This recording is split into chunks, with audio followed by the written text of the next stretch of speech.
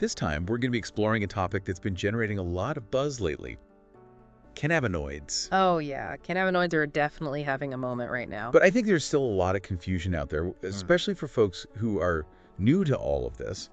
You know, a lot of people might think, well, a cannabinoid is a cannabinoid. Right. Like, what's the big difference between the ones our bodies make naturally and the ones we find in, say, hemp products? That's actually a really great question, and it's something that a lot of people don't fully understand. So that's what we're going to unpack today. We're going to break down those differences and explore why it even matters to you, the listener. Excellent. And trust me, what you're about to learn might just change how you think about wellness. I think it might. Okay, so let's start by imagining this.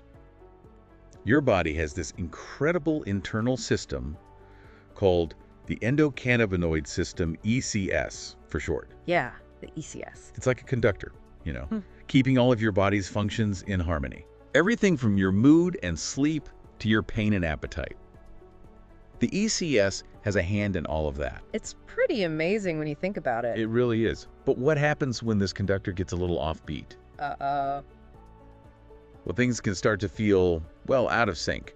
Yeah, I can see that. You might find it harder to sleep, maybe you're feeling extra stressed, or just an overall sense of being off.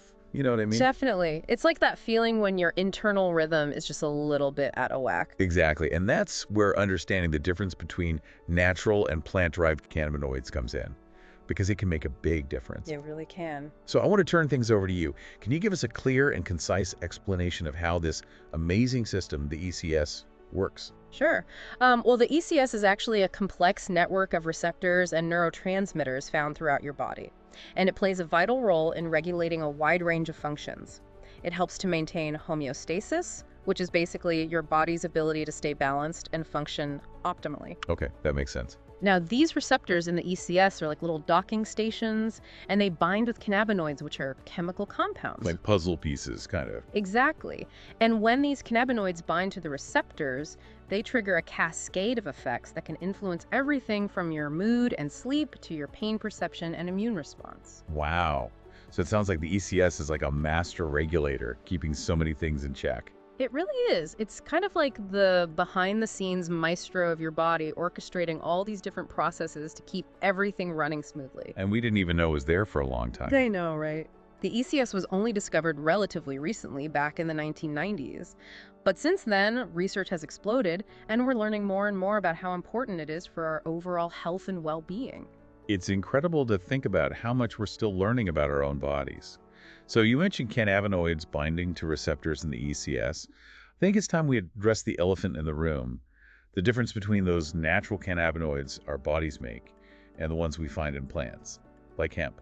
Absolutely. That's a key distinction to understand. So your body naturally produces its own set of cannabinoids called endocannabinoids. Endocannabinoids. Yes, endo meaning within. These are like the key messengers that communicate with your ECS, ensuring everything runs smoothly. Think of them as the VIPs who have backstage passes to all the important shows. Got it. So they're like the home team, the Yep, ones who yeah. know the system inside and out. Exactly. Now, plant-derived cannabinoids, like the ones you find in hemp, are more like guests who are invited to the concert. They can interact with your ECS, but they don't always speak the same language as your natural endocannabinoids. Okay, so it's not as simple as just adding more cannabinoids to the mix. Mhm. It's about understanding how they interact with our unique internal system. But how would someone even know if their ECS is out of balance? Are there any warning signs? That's a great question. There isn't a single definitive medical test for what's called clinical endocannabinoid deficiency, or CED. CED. Yes. But there are some common signs that might indicate your ECS needs a little TLC. Think about it this way.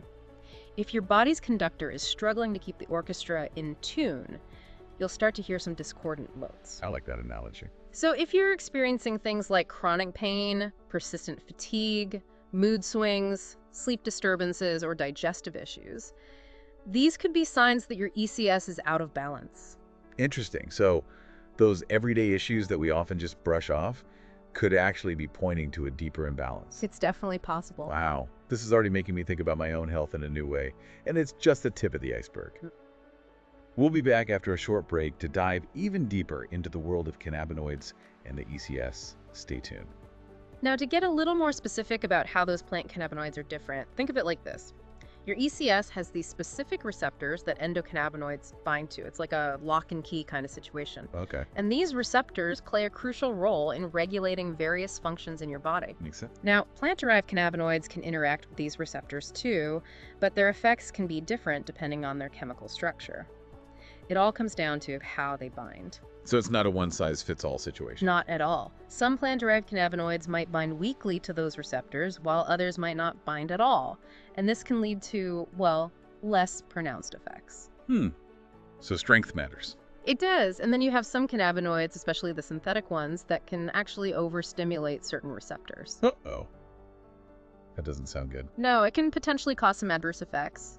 It's all about balance. It always is, isn't it? Yeah. Okay, so we've talked about endocannabinoids and plant-derived cannabinoids in general. But what about CBD specifically? I mean, we hear so much about its potential benefits these days. How does it fit into all of this?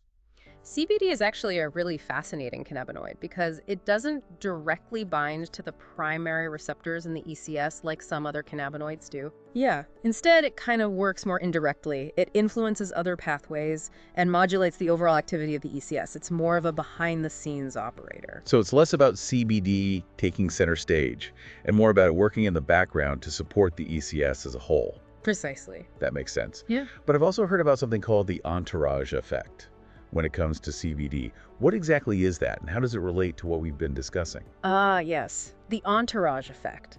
It's a pretty fascinating concept.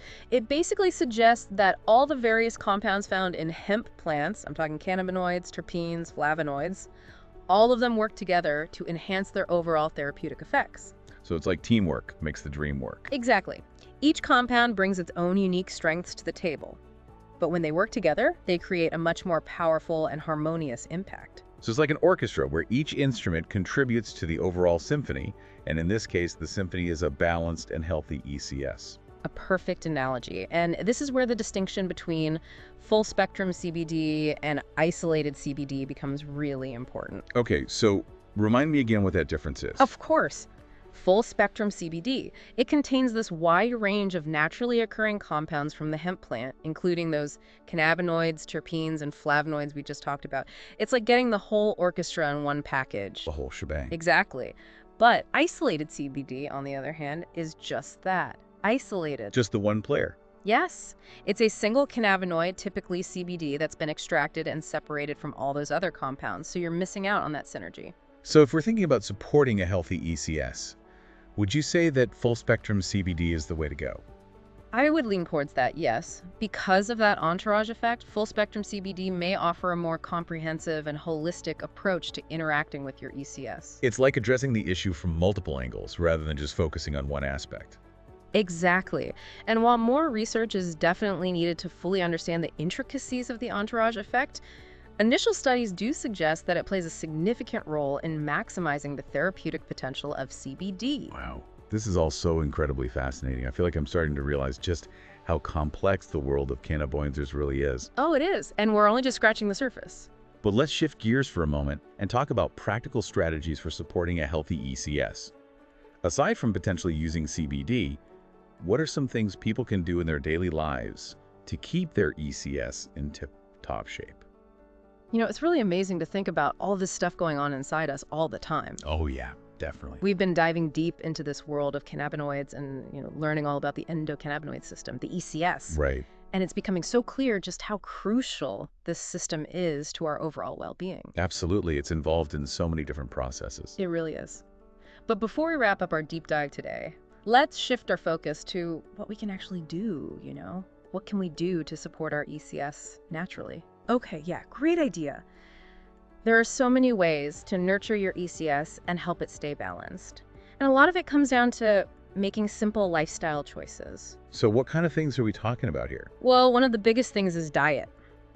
Oh, diet. Always with the diet. I know, but it's true. Incorporating foods that are rich in omega-3 fatty acids can make a big difference. Okay, so like what? Give us some examples. Sure. Things like fatty fish, walnuts, flax seeds, those are all great sources of omega-3s. And those fatty acids, they actually provide the building blocks for healthy endocannabinoid production. So eating a balanced diet isn't just good for our overall health, it directly impacts our ECS as well. Exactly. It's all connected. It really is. And speaking of things that are good for you, exercise. Don't underestimate the power of moving your body. Oh, I hear you. Physical activity has actually been shown to boost those endocannabinoid levels. It's probably why we get that runner's high, you know? Yeah, I've definitely experienced that mood boost after a good workout. So that's the endocannabinoid system doing its thing. It could very well be. Wow. I'm guessing stress management also plays a role, right? Because who isn't stressed these days? Oh, absolutely. Chronic stress is a major culprit when it comes to depleting those endocannabinoid levels and throwing your ECS off balance. Yeah, that makes sense. So finding healthy ways to manage stress is super important. Things like mindfulness, meditation, yoga, even just spending time in nature, those can all help reduce stress and bring your ECS back into harmony. Those are all great ideas. And the good news is they're accessible to pretty much everyone. That's true. It sounds like taking care of our ECS really involves a holistic approach, nourishing our bodies with the right foods, moving our bodies regularly, managing stress effectively. It's all part of the equation. I couldn't agree more. It's about creating that synergy for optimal well-being. And maybe incorporating some CBD into the mix. Potentially, yes. But if you're thinking about trying CBD, remember to start low and go slow. Gradually increase your dosage as needed to find what works best for you. Got it. Start low, go slow. Exactly. And remember what we talked about earlier. Full spectrum CBD, with that entourage effect, might be a more beneficial option than isolated CBD. Okay, full spectrum. Keep that in mind, folks. But as always, the best advice is to talk to your doctor. Yes, definitely. Especially if you have any underlying health conditions or you're taking medications, always consult with your healthcare provider before adding CBD or any new supplements to your routine. It's always better to be safe than sorry. Absolutely. Well, this has been an incredibly enlightening journey, exploring the world of cannabinoids and the ECS. It's been a pleasure diving deep with you. The pleasure's all mine. I think the biggest takeaway for me is that our bodies are truly amazing. We have this remarkable internal system that's working tirelessly behind the scenes to maintain balance. Yeah. Always working to keep us in harmony. And we have the power to support it through lifestyle choices and potentially with the help of those plant-derived cannabinoids like CBD. It's pretty empowering, actually. It is. As we continue to learn more and more about this fascinating system, one thing is for sure. Understanding your ECS could be the key to unlocking a healthier, more balanced you. It's like holding the master key to well-being. I love that, the master key. So listeners, keep exploring, keep learning, and keep those ECSs in tip-top shape. That's it for today's deep dive. Thanks for joining us.